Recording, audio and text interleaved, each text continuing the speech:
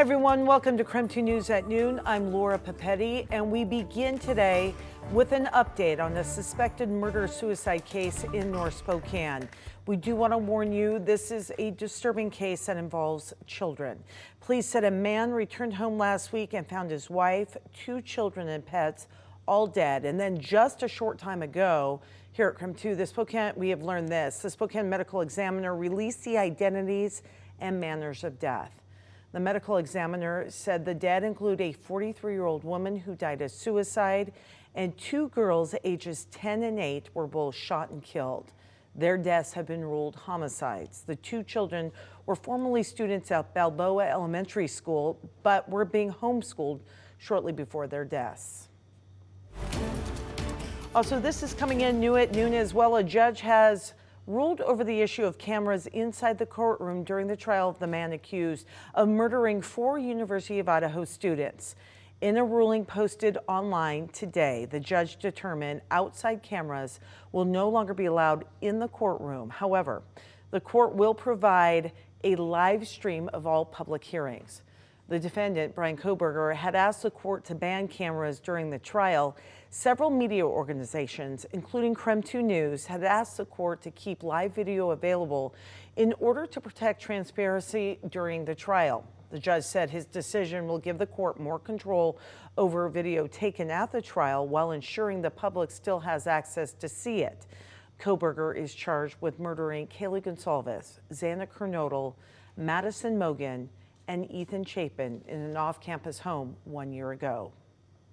All right, it is just 2 minutes past noon right now. We're going to take a moment, pause on the day's news, and turn to weather as, of course, it's a very big travel weekend as we enter the holiday week ahead. And we have meteorologist Thomas Patrick keeping a close eye on the travel conditions. So what can we all expect, Thomas? Yeah, good afternoon, Laura. And the weather conditions for this week are almost perfect, almost perfect. There's 1 chance of rain on Wednesday. All the other days around it are looking dry and calm and honestly perfect for traveling, save for that 1 day on Wednesday. We'll cover more on that in a few moments. As for today, an excellent day. Lots of sunshine, lots of clear skies have really opened up, and that has already made a big difference for our forecast. In fact, at 42 degrees, I got to adjust my 7-day by a couple degrees here because I thought it was just going to get to 41. Thought the clouds might linger a little longer, but with the sunshine, it is making a massive difference. Now, there are some clouds inbound over northern Washington at the moment, so it probably won't get all that much warmer for today. But honestly, for late November, this is feeling nice enough, if you will. All right, here's that Wednesday storm system. It looks large, and it is at the moment, but by the time it arrives, it will start to thin out a little bit. So it's not going to be a tremendous amount of rain. It's not going to be a tremendous amount of mountain snow, but it is going to be just enough to blip our forecast right during the middle part of the week. So here we go today. Again, our model is actually really optimistic that we could get to 45 degrees for today with a bit of sunshine, clouds returning during the overnight hours. But coming up, I'll give you the latest timing details and that more in-depth look at our travel forecast heading into the holidays, all coming up in a few minutes. This weekend, the loss of a beloved American. Former First Lady and champion humanitarian Rosalynn Carter died after a brief battle with dementia. Wendy Gillette has more on the outpouring of support for the Carter family. Former First Lady Rosalynn Carter was known as the Steel Magnolia when she first arrived in Washington. Outwardly shy, but the force behind her beloved husband Jimmy. She helped propel him to the White House and stood by his side for more than 75 years. On Sunday, she died at 96 years old.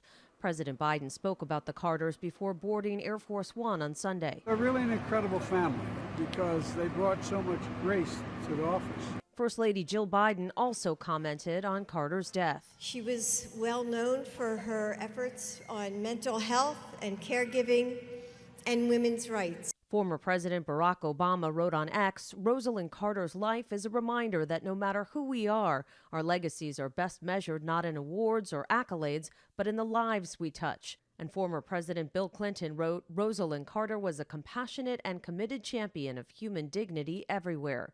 Republicans, including former President Donald Trump, are also sharing their thoughts. Trump posted online that Carter was a devoted First Lady and a beloved wife to her husband for 77 years. Former President George W. Bush posted, "There was no greater advocate of President Carter." Carter entered hospice care on Friday following a diagnosis of dementia in May, dying just 2 days later. Her husband has been in hospice care since February. Wendy Gillette, CBS News. And Rosalind Carter's funeral is now set for Wednesday of next week and will be open to family and invited friends only.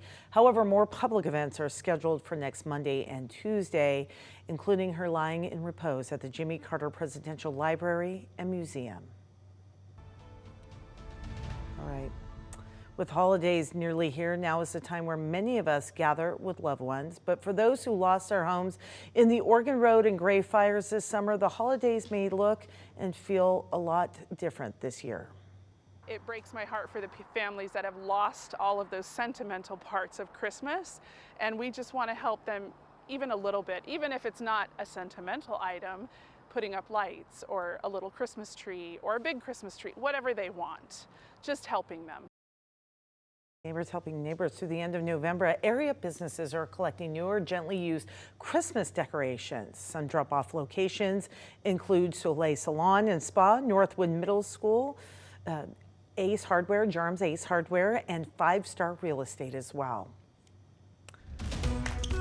It is the first big test of the season for the Gonzaga men's basketball team. The Zags taking on Purdue this afternoon in the Maui Invitational. Gonzaga is among 8 teams competing this year, and today's game tip-off is at 2 o'clock this afternoon.